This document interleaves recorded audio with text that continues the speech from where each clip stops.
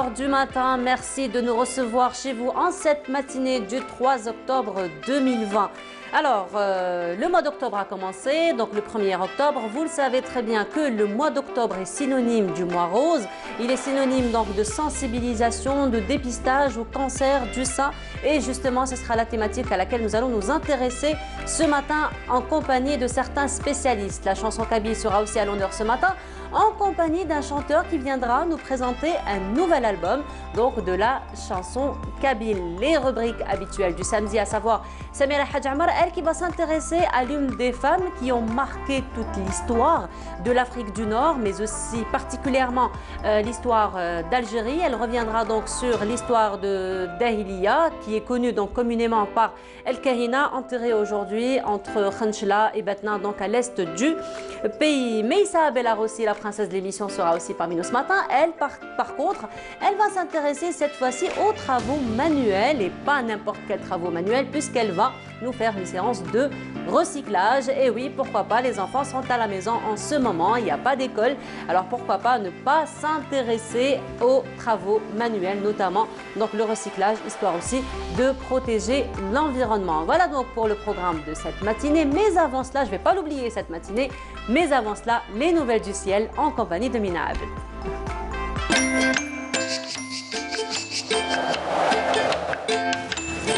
La météo vous est présentée par Mobilis. Mobilis, أينما كنتم. Mina, bonjour. Bonjour.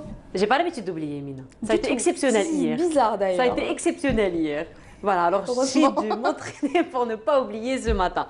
Et voilà, donc, mais de toute façon, ça aurait été sympa aussi de vous accueillir avec, vous accueillir avec une belle chanson, parce qu'hier c'était une belle chanson quand même. Daniel Guichard quand même, c'était. Mon vieux, ouais. Voilà. Ouais. Alors Mina, ce matin, nous avons été accompagnés tout au long de la route quand on est venu donc pour travailler de pluie. Donc, nous avons été bien arrosés ce matin. Très très bien, et je ne sais pas si vous avez remarqué, entre hier et aujourd'hui, il y a au moins 10 degrés de différence. Au moins, ce qui est mais énorme. Vraiment. C'est énorme. Un changement radical sur le plan météo, changement radical. Carrément. Hier, vraiment, il faisait très bon, il faisait même très chaud. Très chaud. Et aujourd'hui, donc, on s'est réveillé sur pluie, vent, voilà. Fraîcheur. Donc, il faut dire quand même que les saisons s'installent. On les ressent bien. Oui, et c'est déjà. Ça commence. Et puis, ça fait toujours quand même. Ça fait du bien. C'est pas désagréable, on va dire. Voilà, ça fait du bien de ressentir la présence des saisons. Parce qu'on a passé quand même quelques années où on ne ressentait plus les saisons. Hein. Oui, il y avait carrément plus de saisons. Il y avait l'été, un petit peu d'hiver, on va dire. Ah, printemps. Hiver printanier. Voilà, hiver printanier, été. Voilà. Et donc là, il faut dire quand même que l'automne s'installe. Et donc ces fluctuations, on va dire, de température sont très justifiées finalement. Oui, mais c'est un peu trop. 10 degrés de différence en... Oui. Même pas 24 heures, même pas 10 heures d'ailleurs. Voilà. On va dire, même pas 10 c'est heures. Propice aux maladies. Voilà. Et il faut faire très attention. Il faut faire attention, justement. C'est pour ça que Dr Benachnou, hier, il n'arrêtait pas donc, de rappeler, de sensibiliser par rapport au vaccin donc, de la grippe saisonnière. Tout à fait. Voilà. Tout à fait. Alors, un peu plus de détails en votre compagnie, Mina? Oui. Parfait. Merci beaucoup. Alors bonjour à tous. Effectivement, en cette début de matinée, quelques pluies sur l'ensemble des régions côtières. Un ciel plutôt nuageux tout au long de cette journée sur les régions sahariennes. Un ciel voilé avec quelques orages sur le Sahara central, l'extrême sud, un ciel dégagé. Sur le Nord Sahara, la Saoura ou encore les oasis. Les températures de cet après-midi, eh bien, comme je viens de le dire, 10 degrés de différence par rapport à hier, avec 23 degrés seulement du côté d'Alger, 25 à Hannaba, 27 à Constantine, 22 degrés seulement à Tizi Ouzou ainsi qu'à Djelfa, 23 degrés à Al-Bayad. Sur les régions sahariennes, 29 degrés à Hassim Saoud, 41 degrés à Ilizi, 36 Tanarasset et Janet, et enfin un maximum de 42 degrés à Adrar et Salah. On passe tout de suite à l'état de la mer pour cet après-midi. Eh bien, une mer calme, un peu agitée sur l'ensemble des régions côtières avec des vents entre 30 et 50 km/h à l'ouest et au centre et entre 30 et 40 km/h vers la partie est. On passe tout de suite à l'Asie pour aujourd'hui. Eh bien, on aura un ciel plutôt couvert avec des pluies assez marquées à Bangkok, Singapour, Jakarta, Manille, un ciel voilé à Hong Kong, Tokyo, dégagé à Pékin. Et puis côté Mercure, on notera 36 degrés à New Delhi, 31 degrés à Bangkok, 28 à Singapour, 32 degrés à Jakarta, 32 également à Manille, 23 à Pékin, 26 à Tokyo et enfin 31 degrés à Hong Kong. Excellente matinée et à tout à l'heure midi.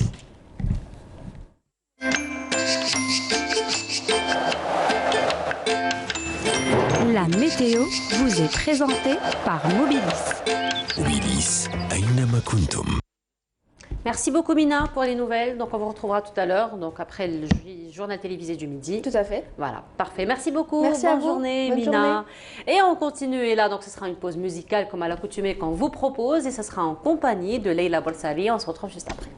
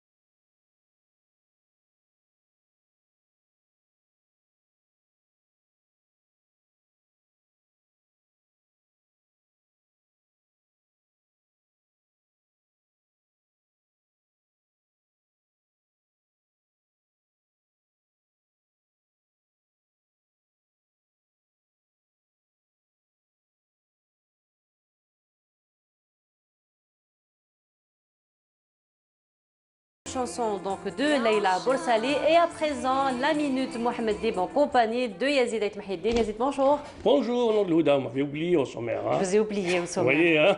Franchement, hier j'ai failli zapper Mina Abed, aujourd'hui c'est votre tour. Eh ben, mais je suis là, je suis Mais vous êtes voilà. là, voilà. Vous voyez, donc je suis Yazid Ait Mahiddine, votre humble serviteur pour vous parler aujourd'hui de Mohamed Dib et de la trilogie nordique. Et j'ai choisi aujourd'hui L'Infante mort.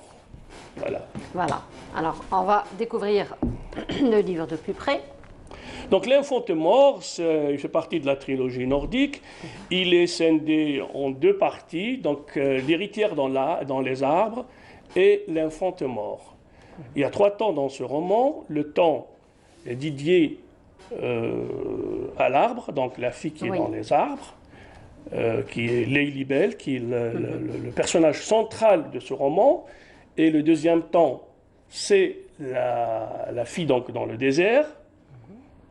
Et le troisième temps, donc, elle se crée un monde magique à travers donc, ces allers-retours entre le désert et entre le paysage des lumières et de la neige.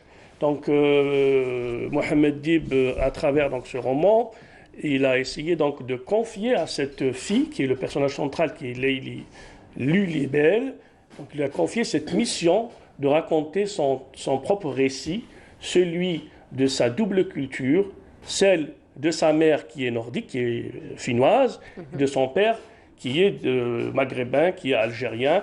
Donc cette richesse culturelle, cette richesse plurielle que cette fille raconte dans ce roman. D'ailleurs, vers la fin, elle se réfère à des contes magiques, à des contes algériens et aussi aux fabuleux, donc magiques, les mille et une nuits. En fait, c'est toute la force de ce roman, de donner la parole à une fille. Et le Mohamed Dib le dit bien dans un entretien accordé donc à une association L'étonnant voyageur à l'occasion du salon du livre de Saint-Malo. Nous allons voir donc cet entretien de Mohamed Dib qui raconte un peu la force de ce roman, L'infante mort. Voilà, donc ça va être un extrait qu'on vous propose de voir tout de suite. Oui, le père, là, n'intervient qu'une fois, je crois, dans un seul chapitre. C'est elle, le personnage central, c'est elle qui parle, c'est elle qui crée un monde qui n'est pas tellement loin de la réalité, en fait. C'est le verbe qui est la magie, et le verbe qui, comme vous venez si justement de le dire, que quand on s'exprime, on crée quelque chose, on crée un amour, on crée... sans mots, rien ne serait possible. Voilà, donc c'était un extrait donc, de Mohamed Dib à l'occasion du Salon du Livre. En quelle année ? En 1995, donc ça fait quand même plus de 30 ans. Donc, vous savez, Yazid, lorsqu'on... Alors, je vais ouvrir une parenthèse qui n'a peut-être rien à voir avec la c'est bon, Dib. ça y est, j'enlève la casquette, voilà, regardez mes yeux, je suis là. Voilà, j'allais dire, je ne vous vois pas, voilà. Yazid, on ne vous voit pas. Non, je suis là, pas de problème. Et sans plus tarder... Donc, voilà, la caméra, c'est juste en face. Oui, sans plus tarder, j'ai choisi un extrait donc, pour un peu dire ce que... Le grand Mohamed Dib, donc ce qu'il raconte un peu dans ce roman, donc l'auteur, par exemple, la fille dit « Elle est blonde, et moi sa fille, je suis brune. Elle sera cette lumière, et papa l'ombre qu'elle projettera loin, loin, entre cette lumière et cette ombre se cachera le même secret.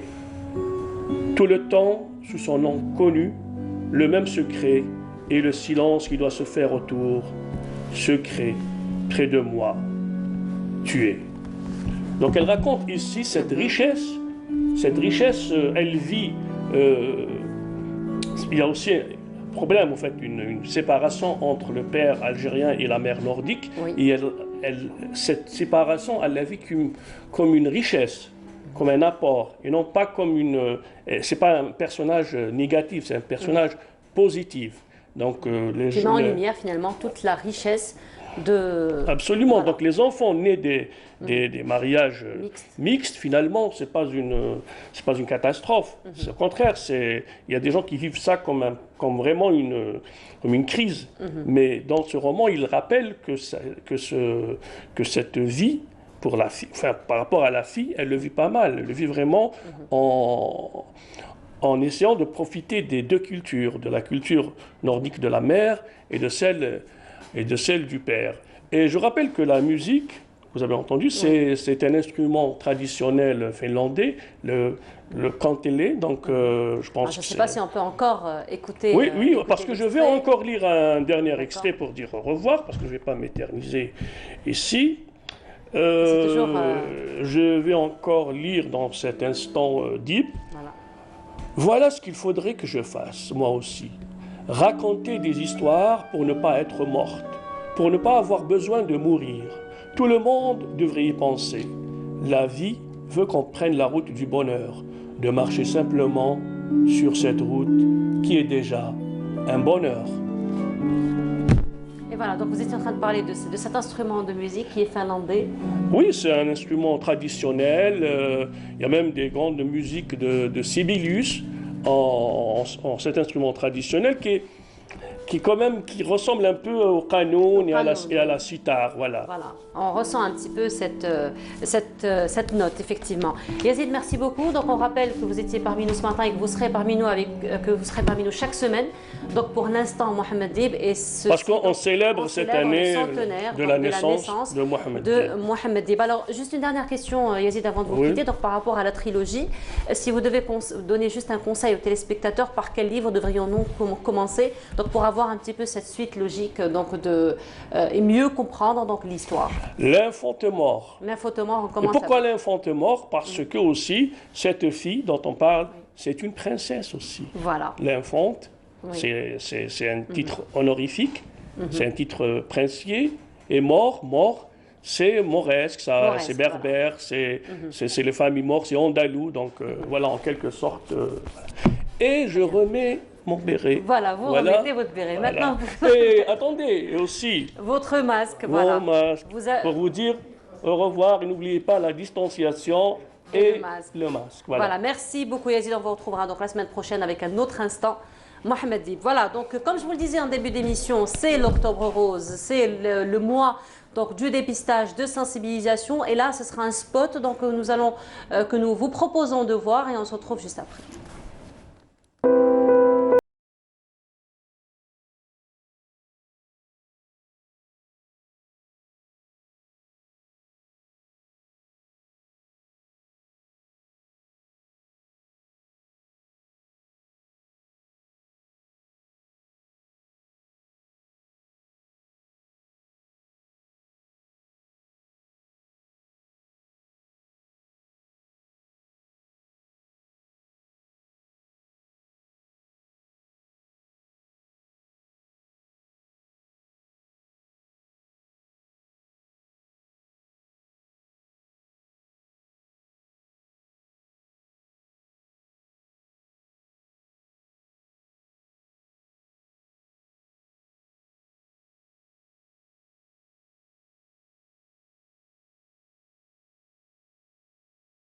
Personnes veulent comprendre la maladie pour mieux la combattre. Lutter contre tout type de cancer, notamment le cancer du sein, passe par la force du mental.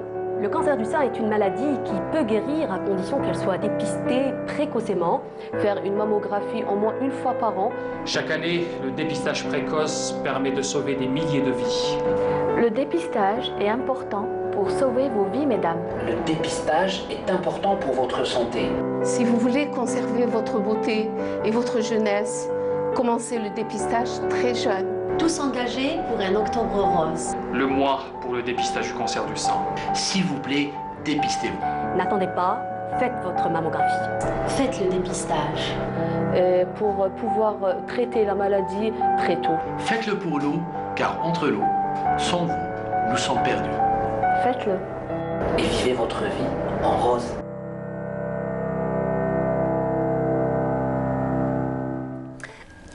Excusez-moi. Voilà, c'était donc un spot que les collègues de Canal Algérie donc, ont fait pour ce mois-ci. Et là, donc, comme je vous le disais, nous allons évoquer cette thématique et ce sera en compagnie de Madame Noura Bouzida. Bonjour. Bonjour. Marhaba bik. Alors, vous êtes membre de l'association LML. Oui. Voilà. Et parmi nous également, Dr Hamed Toufik. Bonjour. Bonjour. Bonjour, docteur. Marhaba bik. Alors, vous êtes directeur d'une clinique privée et vous vous occupez justement de la sensibilisation par rapport au cancer. Entre autres. Voilà. Alors, pour commencer, donc, on va dire que le mois d'octobre, bien entendu, vous travaillez tout au long de l'année pour sensibiliser donc, à cette question, mais le mois d'octobre est un mois quand même assez exceptionnel. Alors, qu'est-ce qui va se faire pendant ce mois-ci, encore une fois, pour se rapprocher de toutes ces femmes et les convaincre et sensibiliser par rapport à l'importance du dépistage? Très bien. Effectivement, nous parlons du mois d'octobre parce qu'octobre est une symbolique, c'est un mois symbolique de lutte contre le cancer du sein. Mais nous luttons toute l'année contre le cancer du sein. Il faut savoir que le cancer du sein est quand même le premier cancer féminin en Algérie. C'est un cancer sur 4, donc on a plus de 10 000 cancers par an, cancer du sein. Nous parlons de 14 000 aujourd'hui. Voilà. Et donc, effectivement, c'est des chiffres qui sont mis à jour chaque année et la croissance est très importante. Moi, les chiffres que je donne, c'est ceux de l'étude sur sur le plan national cancer, mais effectivement, depuis, l'épidémiologie a encore évolué. Et donc, on essaye de faire un plus, de sensibiliser les femmes pour qu'elles puissent venir et se faire dépister contre ce cancer.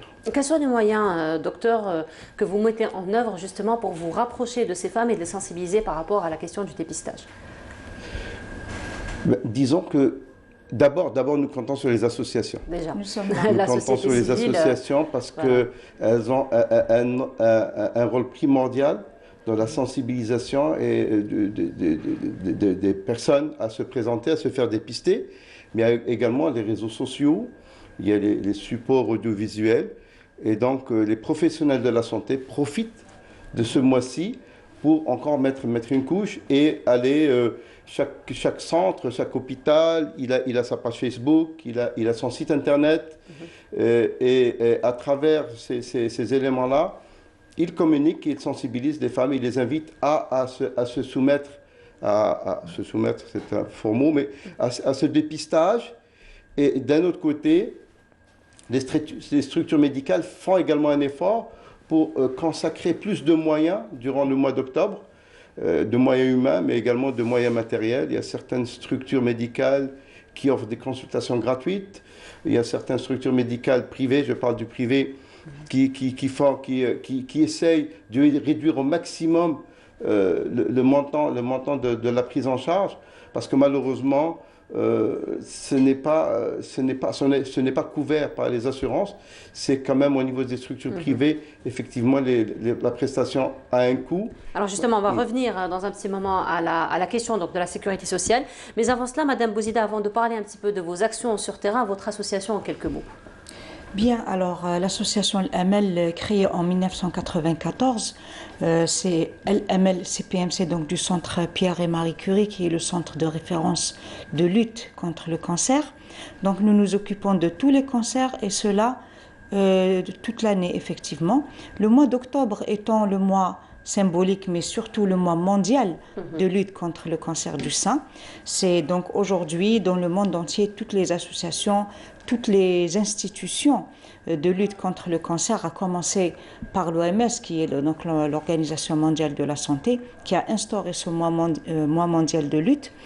Nous sommes tous à pied d'œuvre pour sensibiliser, informer de quoi? C'est-à-dire sensibiliser sur la prévention. Ce n'est pas tous les cancers qui sont prévisibles ou qu'on peut prévenir. Quelques-uns, donc le cancer du sein qui touche les femmes en premier lieu, qui touche les femmes bien sûr parce qu'il y a toujours 1% d'hommes qui sont touchés par le cancer du sein. Donc c'est le cancer qui touche le plus les femmes, comme l'a dit le docteur, donc c'est 1 sur 4 en Algérie, mais dans le monde entier, c'est le premier cancer qui touche les femmes. L'association Al-Amal a mis une stratégie, je vais dire, depuis 2009. Nous avons axé un travail important. On a commencé par sensibiliser, il faut le rappeler, les autorités sanitaires dans notre pays.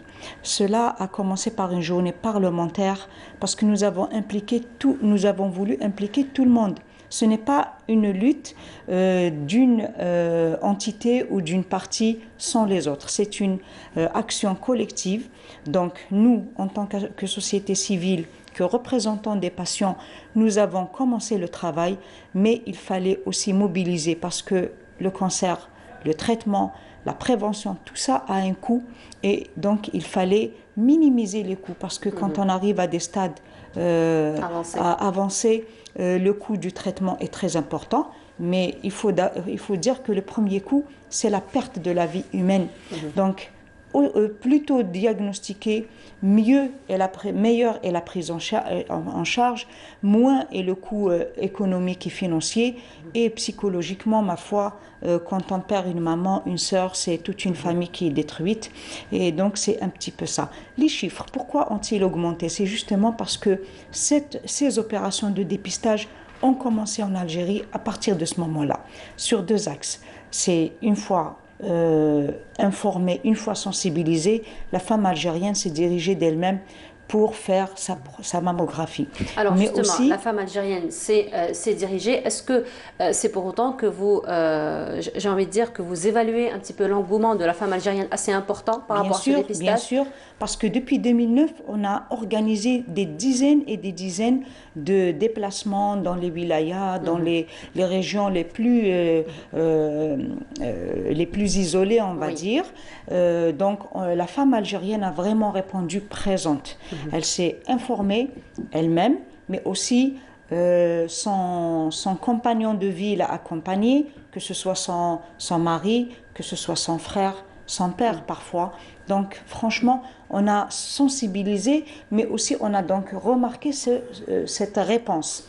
Excusez-moi, juste docteur, ça s'est passé la même chose pour vous? Donc il y a eu quand même un engouement, il y a eu un déplacement de la part des femmes, un intérêt par rapport à ce dépistage à votre niveau aussi?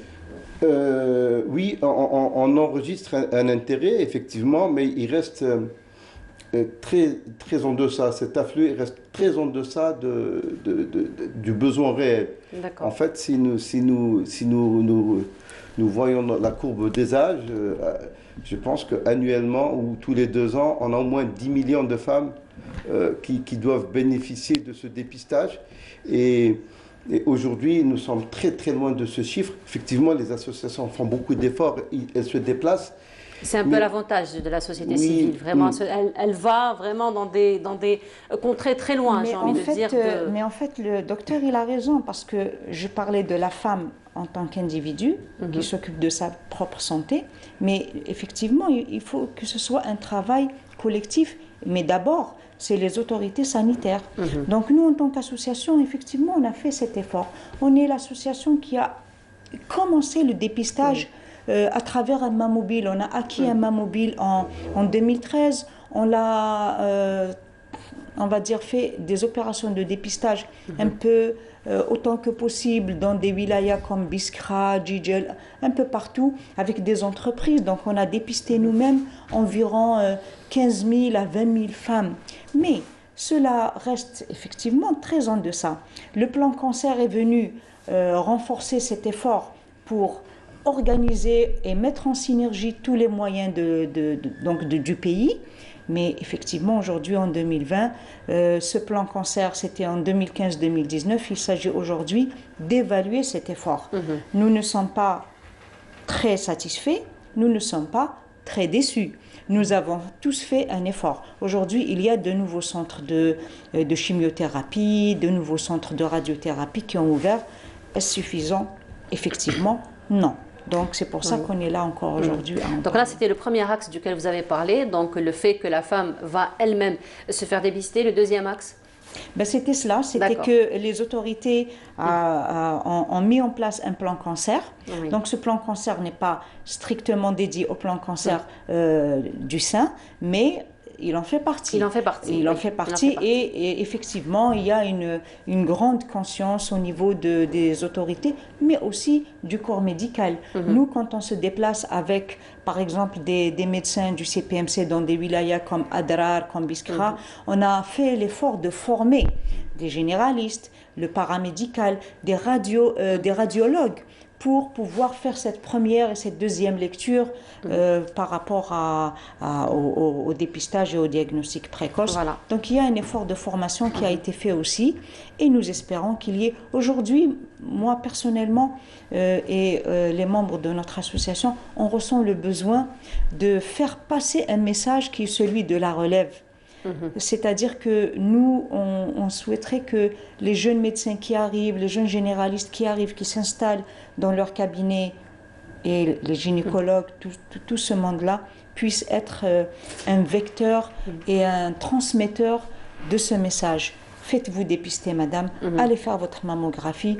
S'il y a un terrain favorable en milieu familial, une jeune femme doit être informée qu'elle doit se faire une échographie mammaire, ou en tout cas, chaque cas est un cas, mais tant que les médecins continuent à parler avec leurs patientes, tant que les médecins continuent à donner cette information tous les jours, nous pensons que nous pouvons arriver à de bons résultats. Et justement, Madame Bouzida, vous avez parlé un petit peu des coûts Vous avez un petit peu parlé des coûts et justement, docteur Hamadache, connaît-il de l'apport de la sécurité sociale par rapport donc, à la prise en charge du cancer et des coûts donc, du cancer?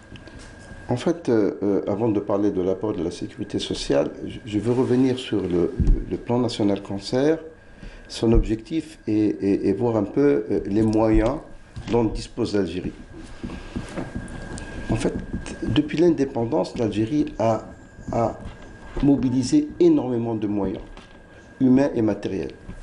Quand je parle de moyens, pas uniquement de moyens publics, mais publics et privés, parce que ça appartient à l'Algérie. Beaucoup d'investissements ont été faits et aujourd'hui, beaucoup de choses sont là. Beaucoup de centres de lutte contre le cancer, beaucoup de centres de dépistage, de diagnostic. C'est bien qu'il y ait ces opérations où une équipe se déplace du CPMC vers El Oued. Mais excusez-moi, à mon avis, ça reste anecdotique. Pourquoi je dis ça? Parce que nous devons d'abord recenser tous les moyens. Et partout, nous avons des moyens. Partout, nous avons des médecins en Algérie, alhamdoulilah. Partout, nous avons des centres de diagnostic. Maintenant, comment faire pour mobiliser tous ces centres-là? Quel mécanisme trouver pour mobiliser tous ces centres-là pour œuvrer sur des priorités nationales? Le cancer est décrété priorité nationale. Aujourd'hui, nous parlons du cancer du sang, mais il y a d'autres cancers. Je reviens sur le dépistage, une petite parenthèse. Effectivement, il est très intéressant, très rentable. Je vais dire rentable, même sur un plan économique, de dépister un cancer très tôt. Parce qu'un cancer dépisté au début coûte 100 fois moins cher qu'un cancer dépisté en retard. Je parle de traitement. Jusqu'à arriver au coût de la vie. Voilà, oui, 100 fois moins cher. Donc même économiquement, il faut justement, dépister. Dans ce sens, quel serait l'apport, justement, pour revenir à ma question, de la sécurité sociale? Moi, je pense qu'il faut trouver un moyen de financer les dépistages. Il faut trouver un moyen de financer le dépistage pour que toutes les structures aujourd'hui en Algérie, publiques ou privées, peuvent faire le dépistage. Effectivement, il faut accompagner, il faut former. Si vous permettez, justement, nous, en tant qu'association, depuis à peu près 3 ans, nous avons demandé à beaucoup d'entreprises d'inclure le dépistage dans la médecine du travail.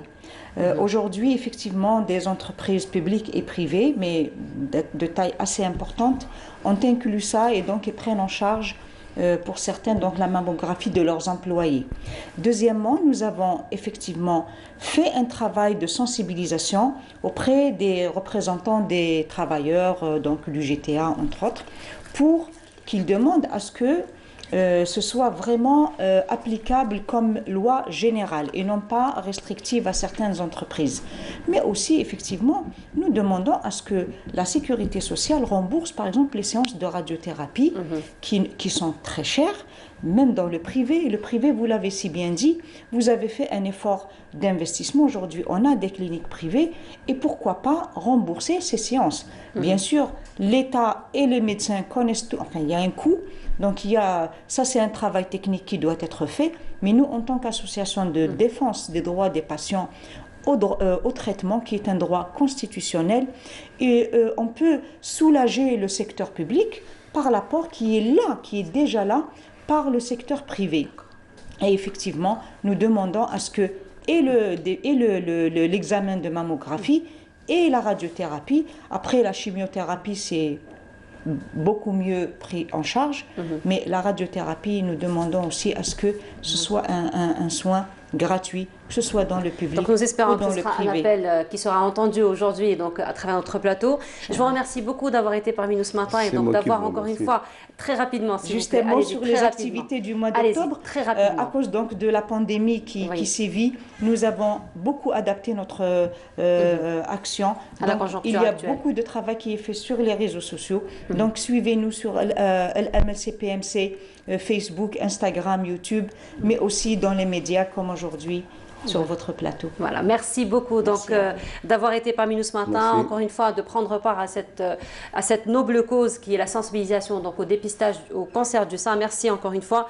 Je rappelle, Madame Nora Bouzida, vous êtes membre donc, de l'association El-Amal. Docteur Toufik Hamadesh, vous qui êtes donc directeur d'une clinique privée. Merci beaucoup donc, à vous d'avoir été parmi nous ce matin. Et vous avez évoqué cette matinée le plan d'action donc, contre le plan national anti-cancer et nous avons choisi donc à travers vous de rendre hommage à l'une des personnalités médicales qui ont beaucoup œuvré pour la réussite de ce plan, à savoir Jean-Jacques Rango, le professeur Jean-Jacques Rango qui nous a quittés. Là on est en train de voir sa photo justement. Donc merci beaucoup d'avoir été parmi nous ce matin. Alors on continue le programme de Bonjour d'Algérie. Restons encore une fois sur ce registre médical. Alors là c'est le mois donc l'octobre rose, c'est le mois pour la sensibilisation contre le cancer du sein, mais ce n'est pas pour autant qu'on va oublier l'autre actualité qui a trait à la santé, notamment le Covid-19, parce qu'il est toujours là, donc il faut toujours prendre garde. Et là, ça va être un spot qu'on vous propose encore une fois d'informations sur le coronavirus Covid-19.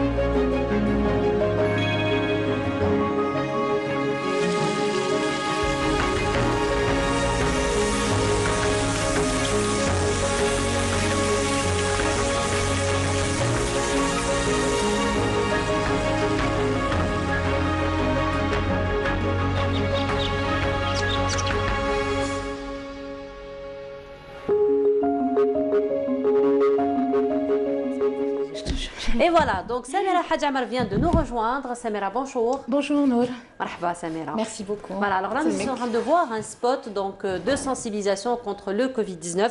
Mais il faut dire qu'en Algérie, dans le monde même, il y a beaucoup plus de personnes qui perdent la vie à cause du cancer, plus que de personnes qui perdent la vie à cause du Covid-19. Donc faites-vous dépister. Donc là où vous allez, les centres de dépistage sont ouverts. Donc mieux vaut prévenir que de guérir. Voilà Samira. Oui. Donc on revient à vous. Oui. Alors Samira, comme à l'accoutumée, ce sera un voyage dans le temps. Et ça, cette fois-ci, ce sera en hommage à l'une des femmes qui ont marqué toute l'histoire finalement de l'Afrique du Nord, mais aussi de l'Algérie particulièrement. De toute l'Afrique du Nord et de l'Algérie. On va à peu près 400 km d'Alger. À l'est d'Alger. À l'est d'Alger. On va presque aux frontières tunisiennes. Notre histoire est liée bien sûr à la Tunisie.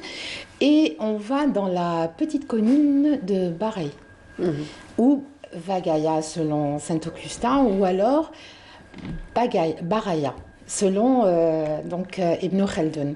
Il s'agit bien sûr... Ou Batna, donc selon... Non, alors Batna, je crois que c'est pas très loin. C'est pas très loin, Batna, c'est pas très loin. Batna Khadjla, c'est pas très loin. C'est pas très loin, et pareil, je crois que c'est à peu près 86 ou 87 km Je suis précise, 87 kilomètres, j'ai révisé ma leçon. Donc de Bahreïn. C'est pour ça que le message passe bien, parce que tu révises tout le temps la leçon. Non, je ne révise pas, c'est le trait qui fait ça. Enfin bref, voilà. Donc la reine guerrière Dihya qui a succédé, on ne peut pas ni défaire ni refaire l'histoire, c'est trop long à raconter. Donc elle succède à Kousseïla. C'est l'avènement de l'islam, on est au 7e siècle, elle succède à Kousseïla et pourquoi elle est particulière? C'est une chef militaire d'exception. Elle a usé, elle a mis en déroute, elle a battu les Omeyyades à 2 reprises, mais battu de chez battu, clairement, en pratiquant pour la 2e fois la politique de la terre brûlée. Qui est en fait, qu'il s'agit en fait de tout brûler, de ne rien laisser pour éviter que l'envahisseur ou celui qui vient pour la conquête de la région puisse s'approprier des biens, que ce soit de la nourriture ou quoi que ce soit. Donc à Bahreïn, qu'est-ce qu'il y a? Enfin, entre Bahreïn et Tébessa, il y a un puits, c'est le puits Bir el-Kahina. On revient aussi sur en fait Dihya plutôt. Kahina étant utilisé par les Omeyyades surtout, les historiens arabo-musulmans on va dire, qui ont plus utilisé cette appellation, donc la Kahina. Pour par exemple Ibn Khaldoun, c'est plutôt Dihya. Pourquoi? Parce qu'il a réétabli sa généalogie. Et donc dans les textes, il a découvert que c'était donc Dihya, mais il a quand même surnommé la Kahina dans ses écrits. Voilà. Donc, qu'est-ce qu'on peut dire aussi sur Bahreïn? Sur Khenchla déjà, c'est une ville... Alors, on est en train de le voir. C'est ça, Bir el-Kahina. Voilà, qui se trouve entre donc Tébessa, Tébessa et Khenchla. Il y a beaucoup de choses à faire là-bas. Il n'y a pas eu beaucoup de fouilles archéologiques qui ont été entreprises. Il y a une statue qui a été installée à l'initiative d'une association qui s'appelle, je pense, l'association des Aurès, El Aurès. Voilà. Et en 2003, donc, ils inaugurent une statue en acier de Cohen qu'on voit. Elle est très très belle. Elle a été faite en fait, l'artiste qui l'a faite, c'est basé sur les pièces de monnaie en bronze à l'effigie de la reine, justement, Kahina, qui ont été retrouvées. Il s'est inspiré de ça pour faire cette... elle est superbe, la statue, qu'on a vue. Voilà. Donc, il y a des choses à faire là-bas concernant la reine Kahina. Pourquoi? Parce qu'elle est spéciale. Il n'y a eu que très peu de femmes chefs donc de guerre. Elle a... Déjà, le fait d'être femme on va dire, reine, c'était très rare à l'époque. Il n'y en a pas beaucoup, en fait. On est en Algérie, on a pratiquement 2 qui sont le plus connus. C'est la reine Tinhinen, l'ancêtre des Touaregs, et il y a Dihya. Voilà, il y a Dihya ou Kahina. Voilà. Alors, Kahina, ça veut dire prêtresse. Et Dihya, ça voudrait dire, pour les Berbères, en fait, la jolie gazelle, la belle gazelle. Voilà, on dit qu'elle était rousse, qu'elle était super belle, qu'elle avait des yeux bleus, et qu'elle combattait à la hache et au sabre, pour te dire, et elle montait à cheval comme personne ne le faisait à l'époque. Voilà.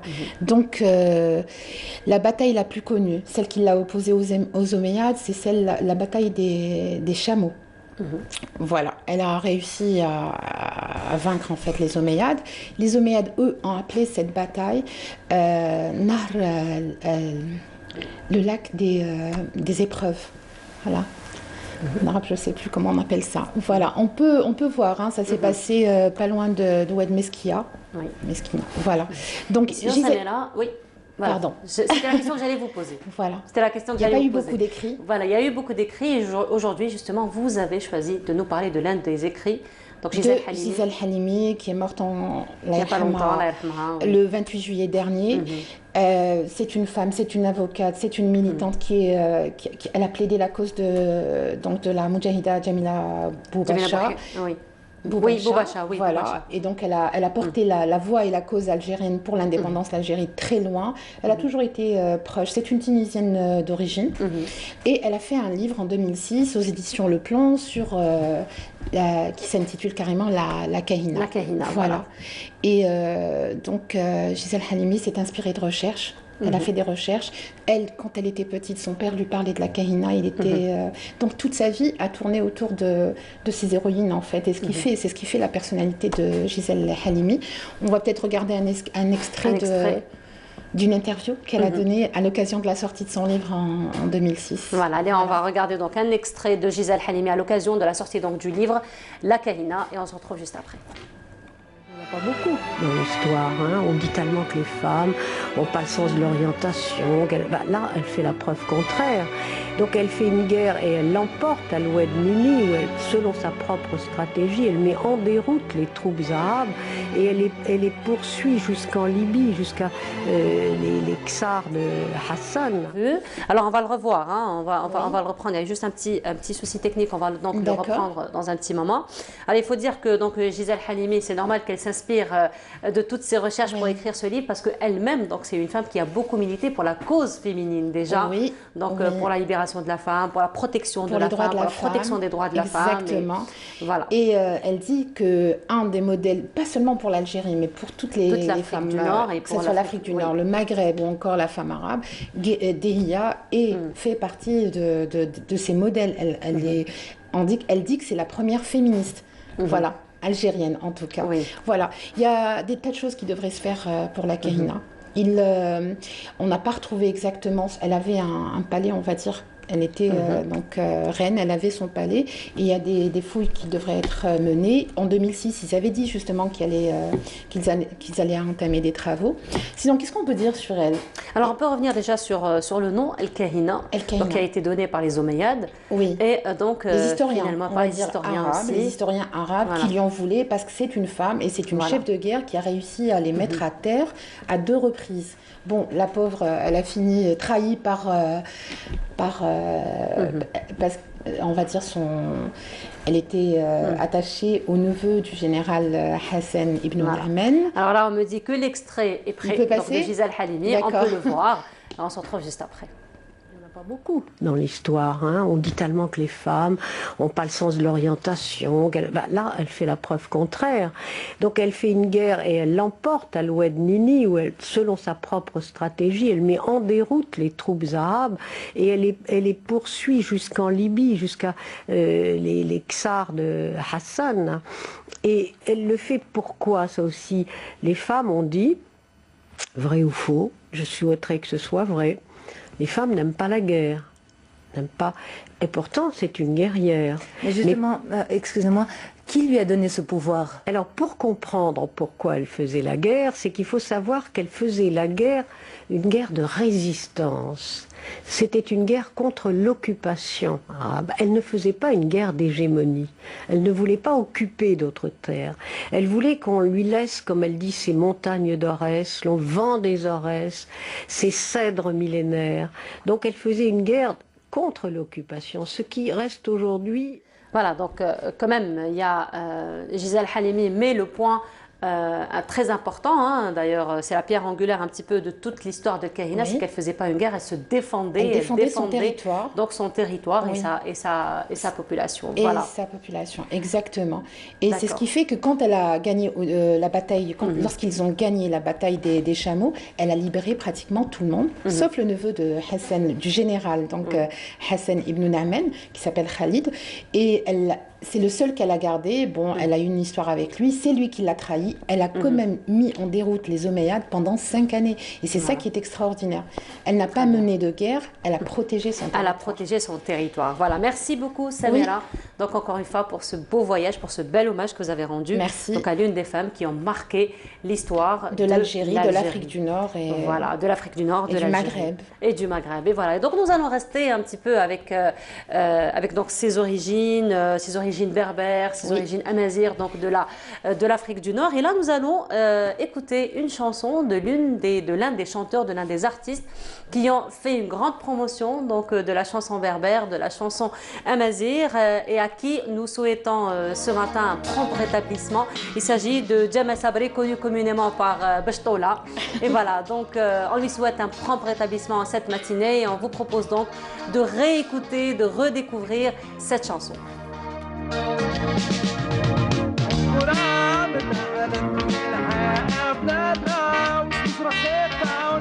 لا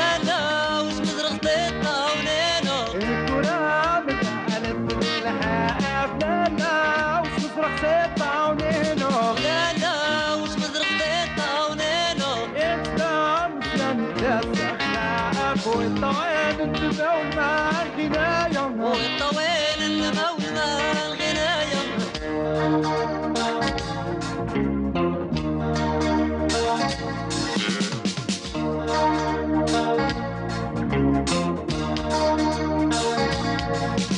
وما يلا وما يلا وما يلا وبشطولة دويلة وما يلا وما يلا وما يلا وبشطولة دويلة عشنيك اختبك كاسة الشوق غيث بالعراس وادرني خبزني سنين الشوق غيث بالوراس وادرني غلف جوج خلية يا ما يعلاها لو عبدوك لو عمار يا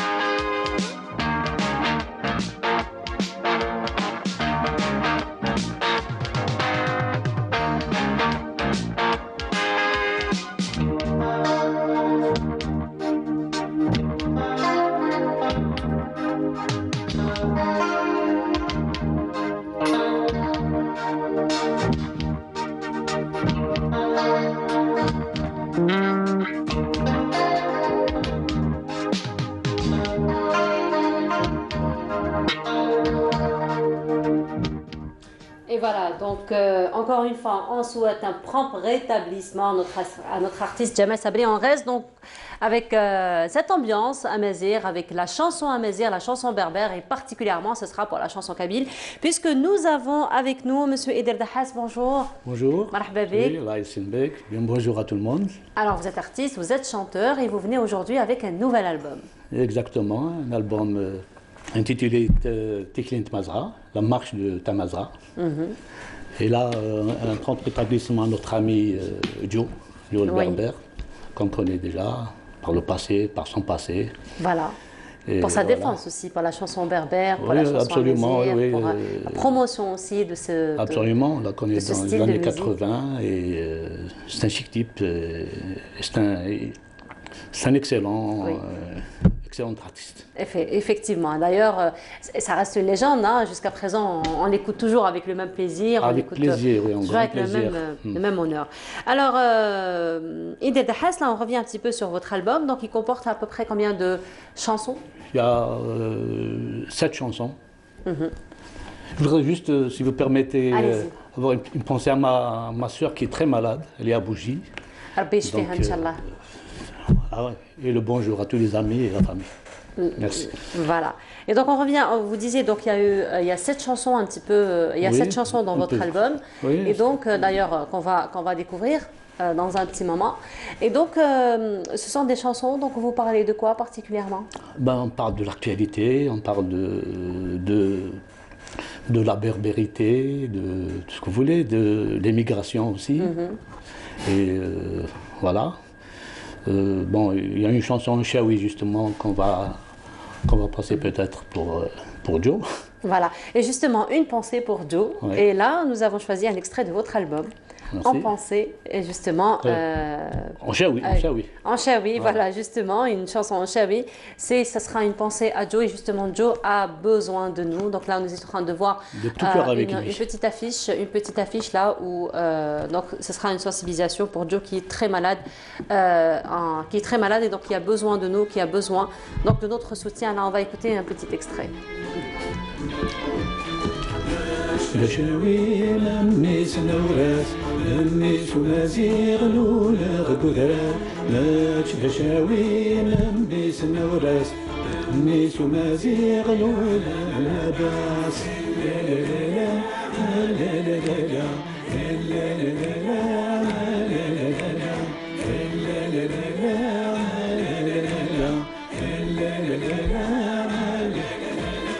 لميس نوراس دراري علام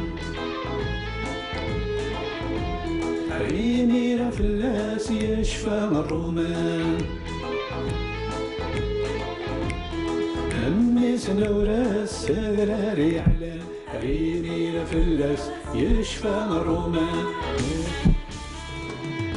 شاشاوي لميس نوراس لميس ومزيغ الأولى غدران شاشاوي لميس نوراس. Voilà, c'est une très belle chanson. Donc, et là, ce sera une chanson qu'on va dédier à Joe ce matin. Jamal Sabrik, encore une fois, donc on rappelle qu'il est très malade, qui a besoin de nous, qui a besoin de notre soutien. Et donc, ce sera un prompt rétablissement qu'on va lui souhaiter en cette matinée. Donc, on revient un petit peu à votre album. Donc, on a dit, il y a 7 chansons de votre album. Donc, vous parlez d'immigration, d'actualité, c'est ça? Pas d'immigration exactement, mais des expatriés. Des expatriés, oui. Donc, il y a une chanson où je parle du soleil de ma patrie, pour différencier un peu avec le soleil de mon pays. Oui. C'est une chanson, c'est l'unique chanson en français, CD. Sinon, il y a une chanson du grand désert algérien, du Sahara et Touareg. Il y a Donc finalement, c'est un hommage aux 4 coins du pays que vous faites. Hein. Donc pas seulement la chanson kabyle, mais vraiment kabyle, là, chérie, vous rendez hommage aux 4 coins du pays. Vous mettez en... Même à nos expatriés. Et puis, ce qui est intéressant aussi, c'est qu'il y a les noces de mariage aussi qui est mis en valeur dans votre album. Oui, il y a une chanson où on parle des noces justement. C'est le cortège kabyle à la montagne, le vieux cortège kabyle. Iqfafen. Iqfafen, exactement. Il y a absolument le mot kabyle, c'est Iqfafen. Avec le Raifal Erbalen qui accompagne ce cortège. Voilà, donc là, vous décrivez un petit peu cette ambiance. Voilà, la Kabylie d'antan. Alors, Idir Dahas, est-ce qu'il y a des influences? Oui. Bon, en tant qu'artiste, je m'appelle Idir Tagraoula. Idir Tagraoula, comme si c'était écrit. Si vous permettez, je vais m'arrêter à Idir. Voilà, voilà. Alors, est-ce qu'il y a quand même des influences musicales particulières qui vous ont marqué, qu'on retrouve dans vos chansons, qu'on retrouve un petit peu dans votre style? Oui, les influences musicales, bon, d'abord, quand on a créé le groupe, c'était un groupe d'abord à l'université de Babzoar en 1977, qui est influencé par Idir, Allah yarhamou, Jamal Alam, Allah yarhamou. Donc prochainement, il y a un hommage qui se prépare aussi pour ces deux icônes de la chanson kabyle. Il y a aussi les influences, bon, à l'époque on écoutait Enrico Macias, on écoutait Aznavour, Jacques Brel, c'était un peu notre source de départ, ma source en particulier. Sinon, il y a toute la chanson algérienne et toute chanson nord-africaine qui nous a influencés. Voilà, donc finalement, c'est de la nostalgie. Nous allons rester avec la nostalgie, parce que vous avez une chanson sur la nostalgie, nostalgie, qu'on vous propose d'écouter. Donc, d'écouter un extrait.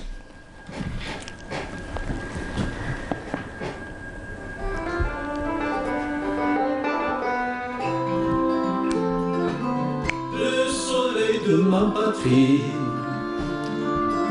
est le plus beau dans le ciel. Il est gai toute ma vie, sa chaleur est éternelle. Je vis dans la nostalgie du ciel bleu qui m'émerveille. Je vis dans la nostalgie du pays des hirondelles.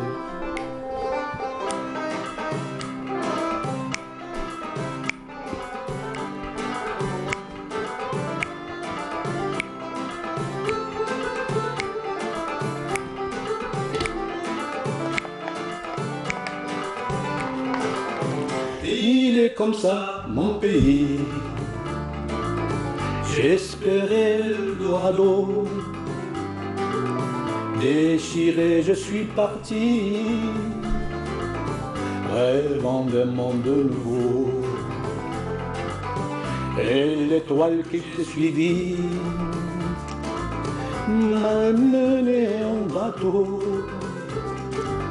Cette étoile que j'ai suivie m'envoya au-delà des flots.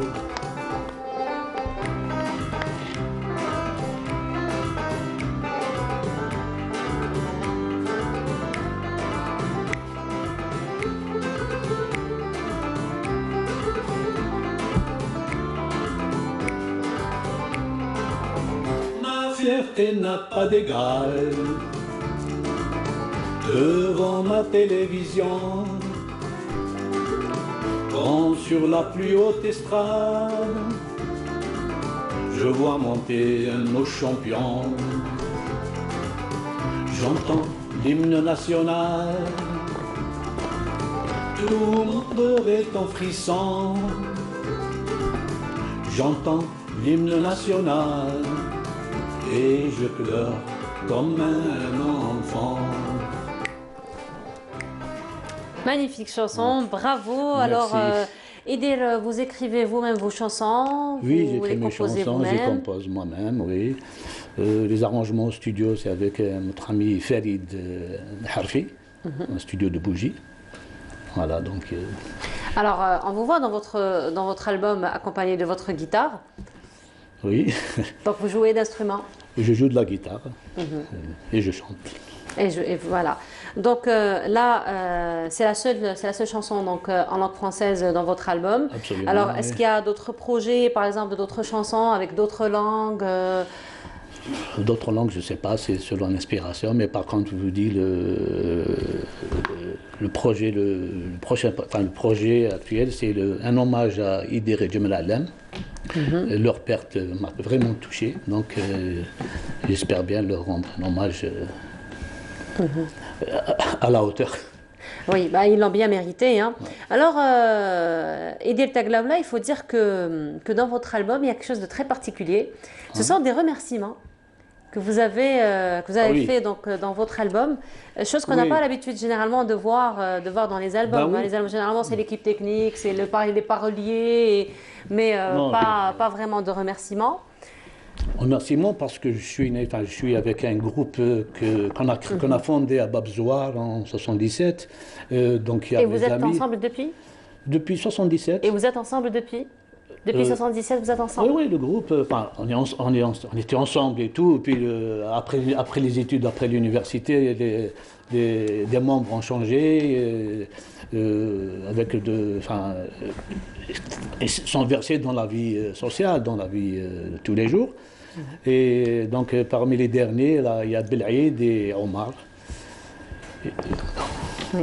Là, il y a le réalisateur qui a une petite question pour vous. C'est pas ma question, hein, c'est la question du réalisateur. Ouais.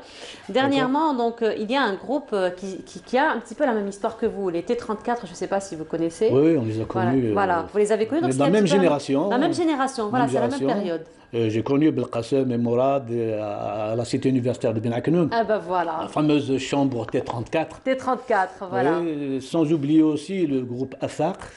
Donc c'est une période, il y a eu plusieurs. Marocain. Voilà, il y a eu plusieurs. Il y a Inasliyen, on était ensemble, Yid Flawen, et le groupe Ramsès dans le style occidental. Voilà, et vous faisiez comme les T34 aussi, vous animiez des soirées. Oui, on animait des soirées, dans les on cités. passait dans les cités universitaires, les universités. On a voyagé dans toute l'Algérie, en quelque sorte, ouais. Donc c'était à la même période finalement. À la même période, oui. Donc chaque groupe avait son style différent. Oui, oui, on passait ensemble. Il y a aussi le Rock Dialna, le fameux Rock Dialna à la salle Hacha. Il y avait un grand spectacle par la chaîne 3. Et donc vous êtes restés ensemble avec votre groupe depuis 77 Donc ensemble, le groupe, bon, il y a des changements selon, il y a des nouveaux musiciens, surtout les musiciens qu'on salue au passage, d'excellents, qui prenaient la relève au fur et à mesure. Voilà. Eh ben voilà, ben, merci beaucoup. Donc, il est agréable d'avoir été parmi nous ce matin. Tout plaisir pour merci moi. beaucoup d'avoir partagé avec nous aussi ces très belles chansons. Et puis, on vous souhaite une très belle continuation. Merci Et beaucoup. puis, j'espère qu'on vous recevra une fois que vous allez organiser l'hommage. Vous allez faire donc à Edir et à Jamal Allam, la rahma. Voilà. Et un clin d'œil à Belaïd. Oui, Belaïd, Omar, Khalifa. Tous les membres, tous les gens, comme j'ai écrit là-bas, tous les gens qui ont fait Tagraoula depuis sa naissance à Babzouar. À Babzouar en 77, Voilà, on le en rappelle 77, jusqu'à présent. Ben, merci beaucoup. Donc ça fait, mine de rien, 43 ans. Hein. Oui, mine de rien, ça ne nous rajeunit pas pour autant. Mais... Toute une vie, c'est toute une vie. Voilà, merci beaucoup donc encore une fois d'avoir été parmi nous ce matin. Alors on continue et on se retrouvera dans un petit moment pour la dernière station de l'émission en compagnie de Meissa qui, elle, va parler de recyclage. Mais avant cela, une petite balade dans les ruelles d'Alger et on se retrouve juste après.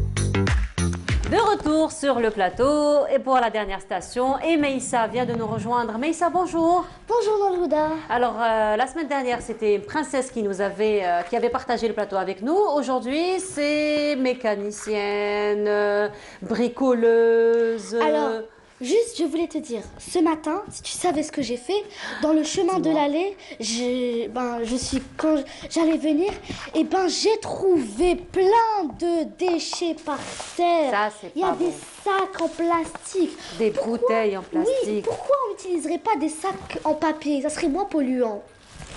Oui, donc voilà. Vu, ça fait mal au cœur quand même. Oui. Hein.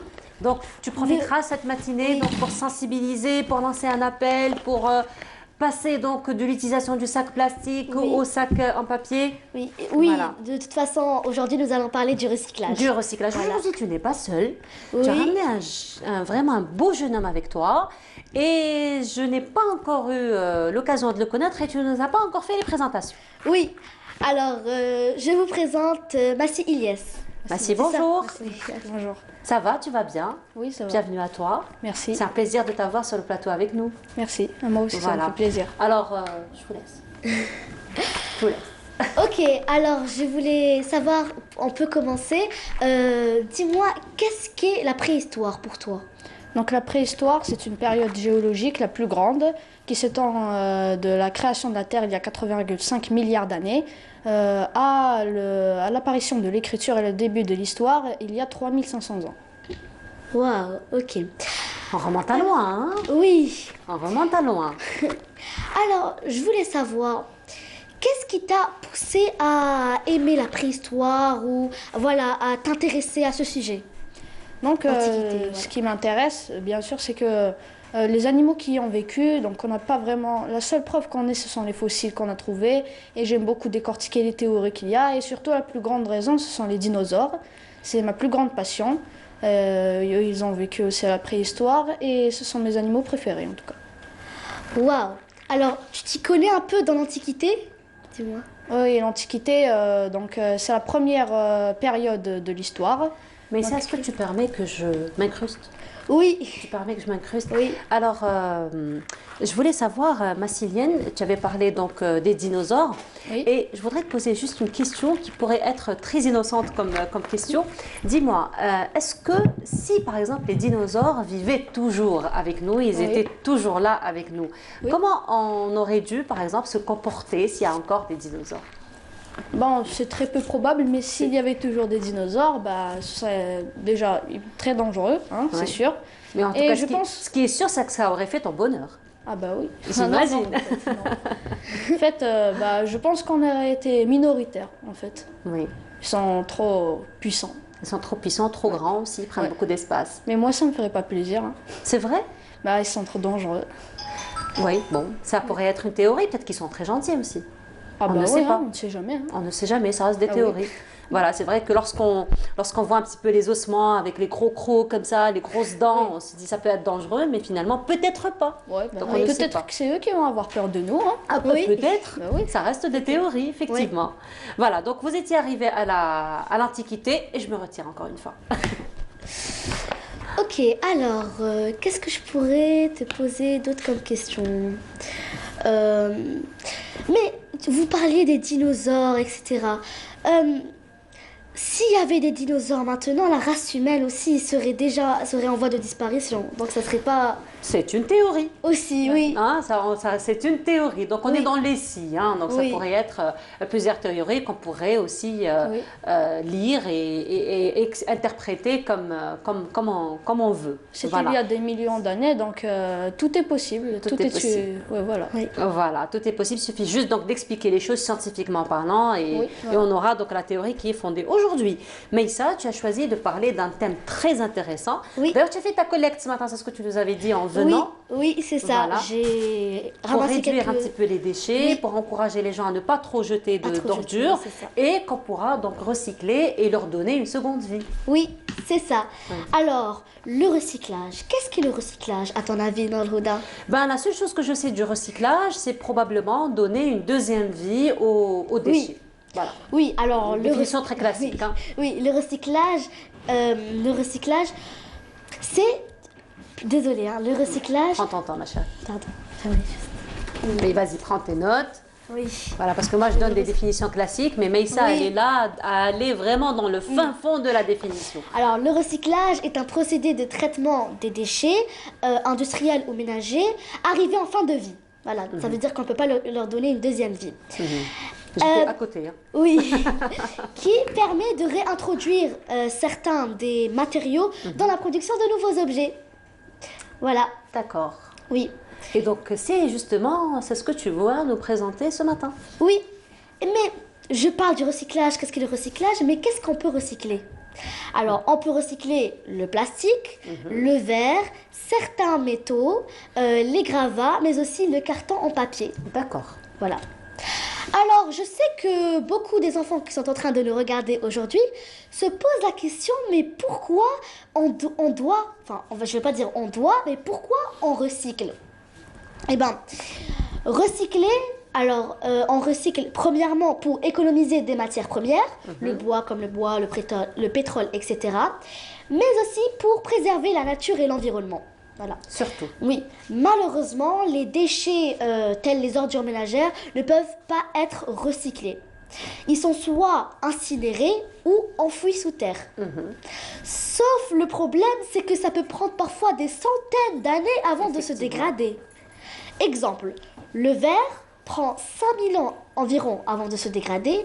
Les sacs en plastique, par exemple, prennent 450 ans environ. Et les bouts de chewing-gum, 5 ans. C'est donc mieux de faire des efforts pour réduire les déchets qui ne peuvent pas être recyclés. Après tout, la Terre n'est pas une poubelle. Oui. Oui. Surtout, oui. Et puis il faut penser aux générations futures hein, aussi. Oui. Donc il faut préserver la nature et en préservant la nature, donc on va aussi faire du recyclage. Massilienne, je voulais te poser une question peut-être. Donc toi, tu as déjà touché au recyclage? Tu as déjà recyclé des objets qui sont en fin de vie comme ça? Ça t'est déjà arrivé? On a déjà été sensibilisés, je Très pense, bien. 2 fois. À l'école. Ah, ça c'est très bien. Oui, on l'a déjà fait et bon, on n'a jamais vraiment fait d'activité pour le recyclage. Mais par exemple moi, Je pense que je n'ai jamais jeté quelque chose par terre. Je pense que ces derniers temps en tout cas, je me souviens pas quand j'étais petit. En tout cas ces derniers temps, je jette toujours à la poubelle.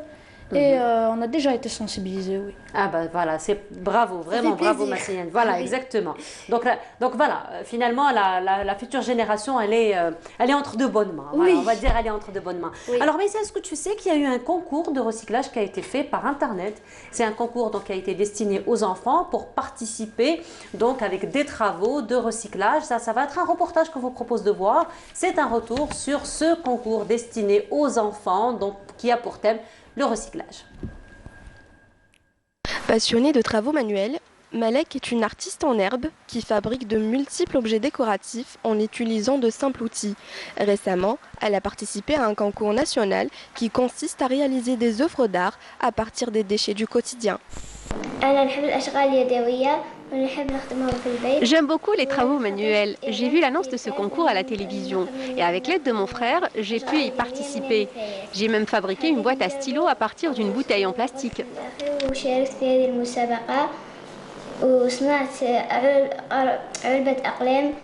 L'organisation de ce concours entre dans le cadre de l'exécution de la stratégie du ministère de l'Environnement qui vise à promouvoir une culture environnementale chez les enfants. Ce concours était destiné aux enfants de 6 à 16 ans. Il s'agissait de créer des œuvres d'art à partir des déchets quotidiens. Il y a eu 38 participants de différentes wilayas et selon le règlement du concours, il y a eu 3 gagnants. Chaque geste compte pour préserver la planète. Il est certain qu'inculquer aux enfants les bons réflexes écologiques contribue à protéger l'environnement.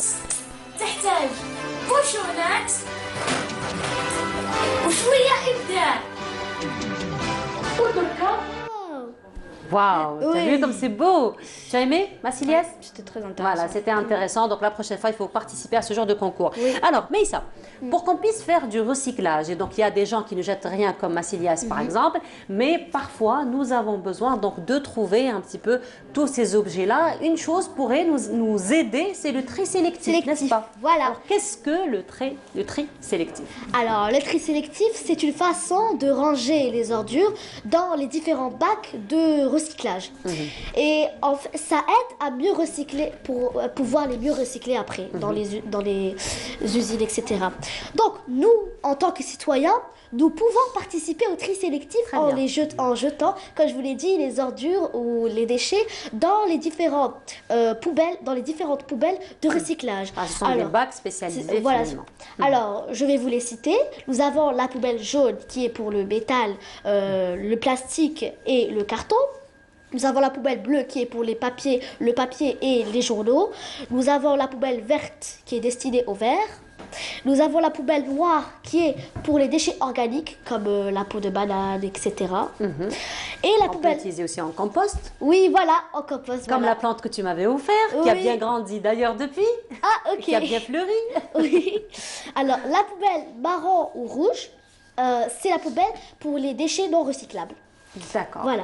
Et aujourd'hui, tu n'es pas venue les mains vides comme à l'accoutumée. Oui. Alors, regardez ce que j'ai ramené. Ça, c'est des vieux objets. Enfin, je vais pas dire vieux, mais c'est des objets dont je m'en en sers plus précisément. Alors, je peux vous montrer. Alors, regardez. Ah, c'est tombé. C'est pas grave. Oui, bref. Alors, regardez ce bocal. En fait, oui, c'était de miel. De miel, de miel, voilà, et avec de la peinture. Regardez ce qu'on a fait. Et vous mettez de la peinture à l'intérieur, vous tournez, regardez ce que ça fait. Je peux? C'est très beau. Oui. Ah oui. Ben voilà, on va voir ça de plus près. Voilà. Donc c'est peint de l'intérieur, Meïssa? Pardon, oui, c'est de l'intérieur. C'est peint de l'intérieur. Oui. Très bien. Avec une peinture spécifique ou? Non. Ça, c'est pas vraiment... D'accord. On peut mettre n'importe quelle peinture. Regardez ce que ça fait. Ça fait un très beau résultat. Ouais. Et avec, on peut le mettre comme porte-fleurs. Porte-fleurs, bon, il est tombé le bouquet, c'est pas grave, mais on l'a vu tout à l'heure. Oui. Donc, et ça peut aussi servir de bougeoir. Oui, pourquoi pas. Le bougeoir, ça va faire une belle ambiance. Voilà. Tu nous feras un jour une rubrique sur les bougies? Ah, Ça va me plaire, ça Voilà. plaît, oui. Pourquoi pas? Oui, ok, alors Il y a j'ai ramené... d'autres objets aussi? Oui, alors j'ai ramené une planche. Voilà, j'ai pris une planche. Regardez avec ce Ça que va j'ai beaucoup fait. plaire, hein? Oui, alors avec... C'est une étagère. Oui, donne. Assis. C'est une étagère. Voilà. Et avec des fils, avec un fil, une paire de ciseaux. Regardez ce que j'ai fait, enfin ce qu'on a fait. Ça peut être une étagère de jardin. Une étagère, oui. Oui, ou pour la maison carrément. Pourquoi pas? Oui. C'est très Avec beau. un fil un peu plus long, on aurait fait le bonheur de beaucoup d'enfants. Balançoire, pourquoi pas? Oui, voilà, c'est vrai. j'avais pensé à ça quand j'ai vu l'objet au début. Oui. Voilà. Donc c'est tout simple, hein, voilà. Oui, c'est tout simple. Il suffit juste d'avoir quelques idées. Et Oui. puis, ce sont des Faire choses un qu'on a à la petit nœud maison. après et voilà. Voilà. Et puis j'ai ramené aussi une boîte. Alors regardez, c'est une boîte de halwa tork ou là un truc. D'accord. Oui, voilà, regardez, je l'ai customisée. Ah ben voilà. Oui, avec du papier cadeau. Papier cadeau. Regardez, oui. Et avec, on peut conserver nos gâteaux secs. Gâteau sec, Ah, et puis comme pour les des petites cookies, fantaisies, les oui. petits bougies, les petits bijoux pour les petites Oui. filles. Voilà. Les cartes de dinosaures pour les garçons. Oui. Pourquoi pas? Oui. Voilà. Oui. J'ai aussi ramené, regardez, alors ce cintre. Alors je reconnais un cintre. Oui, Oui. c'est un cintre. Regardez, avec ce cintre, avec une pince, on a retourné, regardez ce que ça fait. Un porte, papier Papier toilette, hygiénique, ah papier ben voilà. hygiénique, oui. Tout simplement. Oui, c'est très... Alors, j'ai ramené avec moi, comme tu peux le voir. Je te donne la sachet. pochette, tu en auras besoin? Non, pas vraiment, mais merci quand même. Alors, regardez, comme... Ce sont des bonbons, mais ça? C'est des bonbons pour les gâteaux. Pour les Voilà, gâteaux, pour oui. Décoration de gâteaux. Regardez, ça peut être avec des paquets de pâtes ou dans le genre, regardez. Avec, vous n'avez pas certainement quelque chose pour la fermer. Je vais vous donner une astuce. En la fermant comme ça, regardez, on ouvre le bouchon. Ben voilà, c'est juste, finalement, tu as juste coupé le... J'ai juste coupé le haut de la bouteille. Voilà. Ok, désolé pour vos oreilles. C'était pour. Alors, on la fait rentrer comme ça.